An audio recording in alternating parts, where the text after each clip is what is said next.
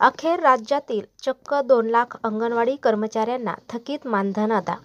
पाहूया याबाबत सविस्तर. तत्पूर्वी चॅनलला अजूनही सबस्क्राईब केले नसेल तर सबस्क्राईब करा, समोरील बेललाही क्लिक करा म्हणजे असेच नवनवीन लेटेस्ट अपडेट तुम्हाला पाहता येतील. राज्यात एकात्मिक बालविकास सेवा योजना अंतर्गत काम करणाऱ्या सुमारे 2 लाख अंगणवाडी कर्मचाऱ्यांचे मार्चपासून मानधन रखडले होते. याबाबत सकाळने वृत्तही प्रसिद्ध केले आहे. तसेच महाराष्ट्र राज्य अंगणवाडी कर्मचारी संघटनेने पाठपुरावाही केला होता. शासनाने याची दखल घेत 2 दिवसांपासून मानधन मिळण्यास सुरुवात झाली असून त्यामुळे अंगणवाडी कर्मचाऱ्यांना आर्थिक दिलासा मिळाला आहे. लोकसभा निवडणूक आणि लग्नसराईची धामधूम असताना अंगणवाडी कर्मचाऱ्यांवर उपासमारीची वेळ आली होती. या समस्येला वाचा फोडावी यासाठी रविवारी सकाळमध्ये अंगणवाडी कर्मचाऱ्यांचे मानधन रखडले या शीर्षकाखाली बातमी प्रसिद्ध झाली होती.